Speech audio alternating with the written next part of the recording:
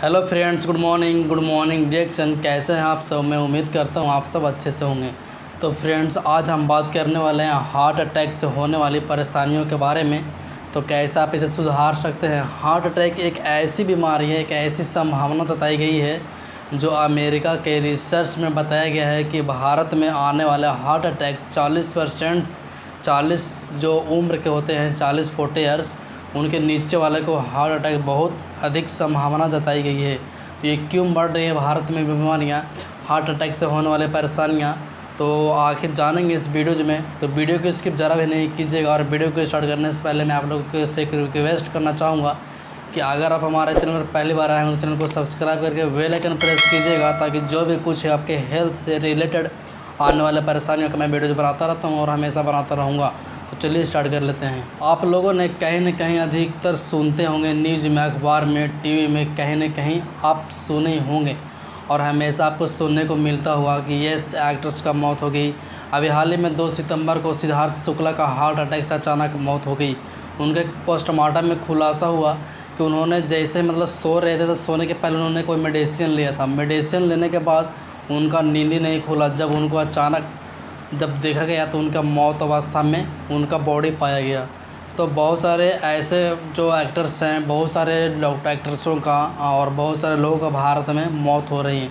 तो क्या वजह है?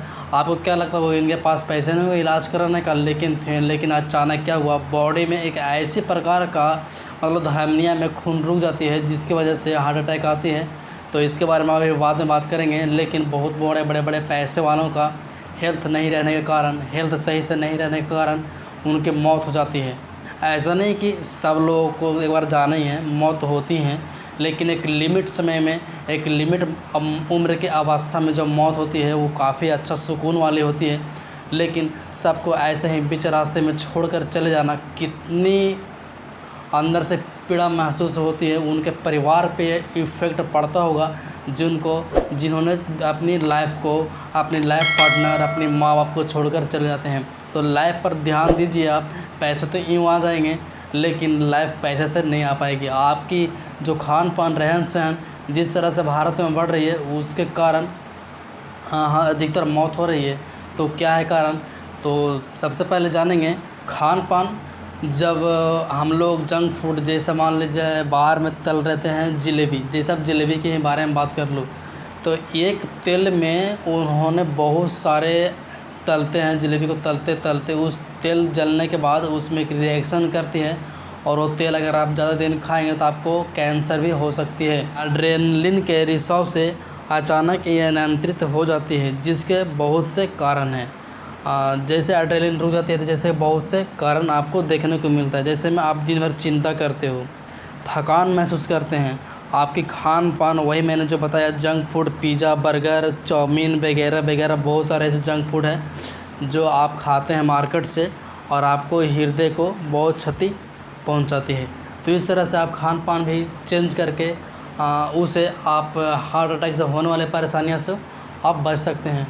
तो इसके लक्षण, जैसे मान लीजिए हमने बर्गर खाया, चिंता महसूस किया, पिज़्ज़ा खाया, तरह तरह के, तो आपको कुछ से कुछ लक्षण दिखाई देंगे। जैसे मान लीजिए आप 6 महीने से खा रहे हैं तो आपको कुछ से कुछ लक्षण वैसा होगा जो आपको पता चले कि हाँ मुझे हार्ट अटैक से आने वाली है या मैं उसका इलाज अभी से करा लूँ। तो सुनिए लक्षण क्या है।